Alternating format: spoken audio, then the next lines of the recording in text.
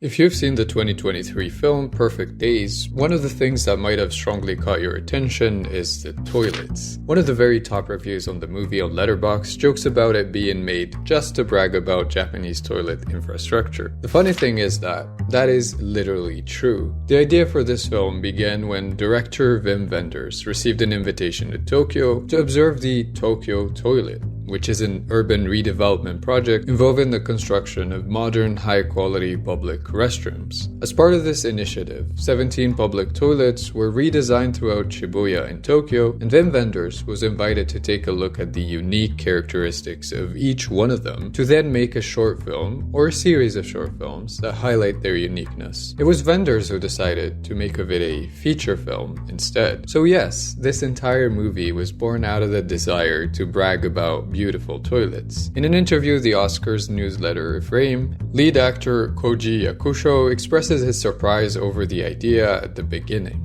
Hearing that the film was about public toilets and a janitor who cleans them, and that it was going to be set almost entirely in restrooms, made me think it would be potentially very interesting project. Then the producers shared that they wanted Wim Wenders to direct it, and I thought, there's no way he's going to fly to Japan to make a movie about toilets. But he said yes right away, and I was doubly excited to work on it when that happened. That's really where the film all began.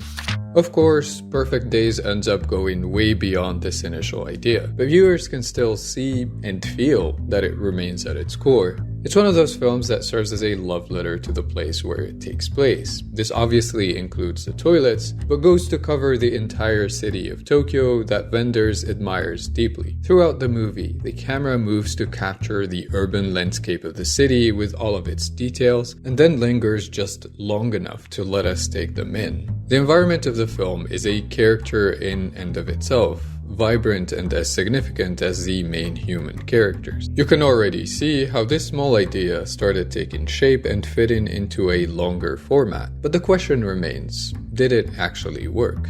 Did Wenders succeed in turning this concept into a full-fledged, rich and layered narrative? Looking at most reviews and the fact that it was Japan's selected nomination for the Academy Awards, the short answer is yes. But an even bigger question remains, how did it manage to do so? To turn the short film project into a full-length feature, the focus had to be moved away from the toilets themselves to a real, living character that we can follow and connect to. A relation to toilets is still maintained though, since the character in question is a toilet cleaner. The movie thus turns into this intimate look into the life of a toilet cleaner named Hirayama. The initial idea of simply observing the public toilet structures and their uniqueness is transferred to this character, as we similarly follow his structured daily routine closely and repetitively. This means that the film doesn't follow a conventional narrative structure. Instead, we're only able to connect to Hirayama through the passion that he finds in the small and simple things in his life, like the cassette tapes collection, the books he reads, and the trees he photographs. There is no major conflict that drives the story forward, no ups and downs, apart from these very subtle hints to past events that Hirayama reflects on. In that, we can say that the choice to tell this kind of unconventional narrative stays true to the spirit of the original project. In the same way we were meant to appreciate the beauty of these unique public toilets, we are now invited to appreciate this unique individual and see his surroundings and the things he cherishes from his perspective.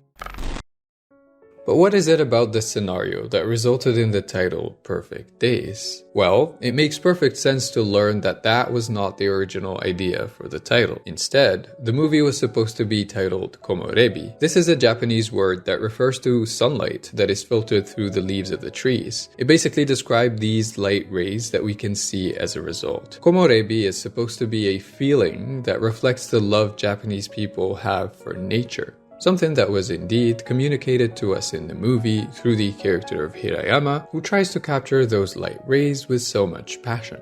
The reason for the change in the title from Komorebi to Perfect Days can be simply attributed to the song Perfect Day by Lou Reed that was playing during the filming of one scene. This change is clarified in one interview with Wenders on the Progressive magazine. When we shot the scenes when he's listening to Perfect Day, we realized that this was going to be the title of the film. The film was called Komorebi in the script before we started shooting. On the day when Hirayama is lying on his tatami on the floor and listening to Perfect Day, we looked at each other, my Japanese co-writer Takuma Takasaki and I. We nodded and realized that was the real title. This change in the title speaks to the importance of music in shaping the film. It is one of the main elements that both help us connect with Hirayama, but also allows him to form bonds and emotionally connect with other characters. It serves as a motive that gives the movie a texture and a visual as well as auditory identity, since the cassettes are highlighted in multiple scenes and the music that they play drives many key emotional moments in the movie. Its role goes as far as replacing dialogue in shaping the narrative. Hirayama is a character who lives in solitude and who doesn't talk very much. His emotions and thoughts are communicated to us through his performance and emotional expression, or through the incorporation of the tracks that he listens to. This is a point that Wenders talks about at length in his interview for the Oscars. The songs are very much part of the storytelling process, to the point that we put them into the script when we wrote it. For instance, the lyrics to Nina Simone's Feeling Good were on the first page of the script. They were not even intended to be used in the film. For me, they described how I imagined this character, his philosophy, and his way of living. They were my prologue. It was only in the end that I realized they were the best way to end the film. As we filmed the last shot of the entire shoot, the scene of him returning to work for the last time and listening to that song, we realized as an audience that he lived that song. He knew exactly what she was singing, and that's reflected in his face. He was laughing and crying simultaneously, and he wasn't the only one crying. My DOP was sitting next to him and weeping like a baby filming Hirayama listening to Nina Simone. My only concern was that my cameraman was giving up on shooting, because how could he both cry and hold the camera? When it comes to the movie's interaction with other works of art, like the music that was featured, Wim Wenders mentions the films that inspired him during the filming of Perfect Days. In his interview The Progressive, he mostly highlights the works of Japanese filmmaker Yasujiro Ozu, especially the 1953 film Tokyo Story that inspired the main character's name. The one filmmaker that really was on our minds when we made the film was a Japanese one, Yasujiro Ozu. We called the character Hirayama because Hirayama is the name of the hero of the film Tokyo Story. He carries that name because Shikishi's family name is Hirayama in Tokyo Story, and that's one of the key films in my own film history. Wenders goes as far as stating that Perfect Days is dedicated to Yasujiro Ozu. Of course, the connection between the films of both directors can be found in their thematic makeups that focus on the everyday life, something that is reflected in the case of Ozu's films in a style that aims to capture the small details through the use of static camera that invites us to appreciate them in the same way we do in Perfect Days. Wenders also mentions more generally that Frank Capra, an American filmmaker who's mostly known for making A Wonderful Life, was a notable influence when making Perfect Days as well. Within the same interview, the film was also compared to the Italian neorealist cinema of the 1940s and 50s. All of these influences have one crucial aspect in common. It's not unusual for films that choose to center the everyday life of ordinary people to serve as subtle commentaries on social class, especially the working class. It's often the case with what is known as slow cinema, under which Perfect Days can be categorized. A significant element that marks our main character Hirayama is indeed his job as a toilet cleaner, and therefore a part of the working class. The movie gives us a small look into the conditions of working class people, both through Hirayama and the other individuals that he comes across, like his co-worker. Wenders does comment on this directly by drawing a connection with his other notable works, mainly Wings of Desire, which naturally influenced the making of Perfect Days. My films are all done on the basis that people are all equal. Equality is one primary characterization of my movies. The angels in Wings of Desire make that very clear. They make it very clear that people are people. They are no better and no worse. There are no important and unimportant ones. And Hirayama sees the same thing. He sees the homeless person who lives next to the toilet just as well as the banker who doesn't even notice Hirayama. For Hirayama, people are all the same and he treats all people alike. He sees everybody and has respect for everybody. Now, a question that remains is, What does the film offer in regard to social class other than a simple representation? The film undoubtedly gives some visibility to the everyday life of the working class. But through its depiction and central message about contentment and finding beauty in the simple everyday things, does it invite us to take action in any significant way, or does it, on the contrary, risk glorifying working conditions that should otherwise be criticized? One Letterboxd reviewer leans more into the latter option, describing the film as a feel-good cinema for the cultural bourgeoisie. They say that it contributes to the romantic fetishization of the working class, right from the longing, wishful perspective of the belittling aristocracy. One interesting article on anti-capitalist resistance refers to a specialist on Japanese culture who thought that the film was too submissive, too zen-like acceptance of our world, though the article itself offers a more nuanced take, particularly by highlighting the respect it pays to people who give service and value empathy with strangers, as well as its message on recognizing and validating nature in our everyday lives, which inspires us to want to preserve the natural world from capitalist destruction. Despite that, it raises a few concerning questions, mainly on the risk of glorifying the working conditions of toilet cleaners. It argues that Hirayama represents the perfect worker for the bosses. He does a near perfect job, he keeps his head down and is totally isolated from any other toilet cleaners. Hirayama never complains about his salary and is happy to live simply. If every worker was like this, profit would be even higher. These sentiments are echoed in a much harsher review by Richard Brody on The New Yorker, who argues that Wenders glorifies a lifestyle that he himself is very far away from. Wenders is fascinated by Hirayama's work in the same way. He celebrates this numbingly routine exertion with a visually chirpy enthusiasm that thrums above all with satisfaction at not having to do it. The images in which Wenders frames Hirayama at work are elegant, but the editing of them is brisk, cutting the routine down to a handful of exemplary moments that celebrate the laborer's attentive care while eliding its longueurs. Perfect Days comes off as Wenders' exaltation of humble and uncomplaining submission. While these takes represent a minority of reviews, which otherwise seem to be positive across the board, dissatisfaction about Wenders' characterization of Hirayama seems to be common even amongst those who appear to like the movie. The top Reddit post about Perfect Days, for instance, claims that it is not what it looks like. They argue that the movie is not, as everyone thinks, a hint to simplicity and humility, or an invitation to rediscover the value of small things and daily rituals. Instead, they claim that everything we see in that regard is merely Hirayama's coping mechanism that falls apart towards the end of the film, that they interpreted as his emotional breakdown, making it all a very sad and tragic story of a man who gave up living and fighting and trashed his life in the toilet. Now, of course, the top answers to the post have rightfully pointed the fact that the director himself has confirmed that, indeed, the movie is exactly what it looks like, a celebration of simplicity and humility, and not a tragedy or a story about regret and coping. These people may be looking for another movie, Chantal Akerman's 1975 film, Jean Dielman 23 Quai du Commerce 1080 Bruxelles, which is regarded as a seminal work in the slow cinema genre, which again, Perfect Days seems to fall under.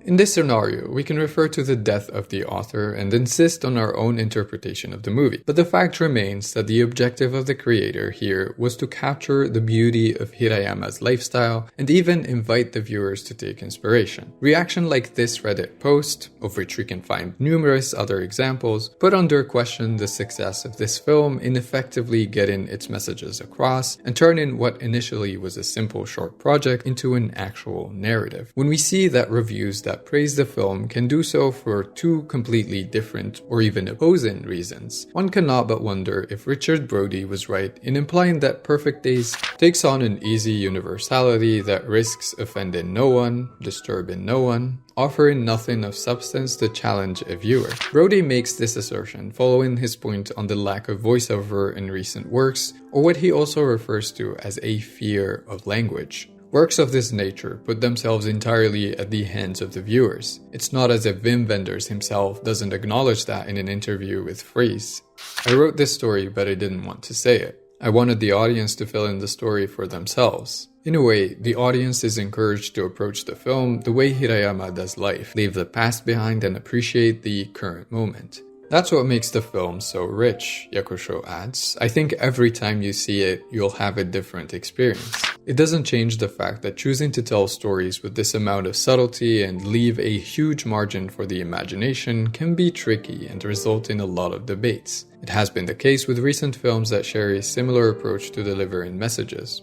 One example that comes to mind is Celine Song's Past Lives, a movie that I myself praised in a previous video, but I still admit that some criticisms against it have an undeniable level of validity. Taylor Williams' review in particular speaks to that, and I think it applies to Perfect Days to a degree when he asks the question, how much of what's going on here is unspoken subtext, and how much is really just unexamined? Here, we're compelled to wonder whether a film is truly effective if it's mostly leaving the viewer to do the work of connecting and projecting themselves into its narrative. The line becomes blurry between what is a solid artistic vision communicated subtly and what is a fear from expressing anything sharp. But I think that, in the case of Wim Wenders at least, the picture might become clearer when we take into consideration one important factor. The artistic choices taken by Wim Wenders seem to be largely informed by his interest in the documentary form. Of course, that makes sense if we take into account that the origin of the film was indeed a short documentary project. We can also tell that on a technical level, that intention is maintained. It is clearly reflected in the film's visual style, and Wenders himself highly emphasizes that in his interview for the Oscars.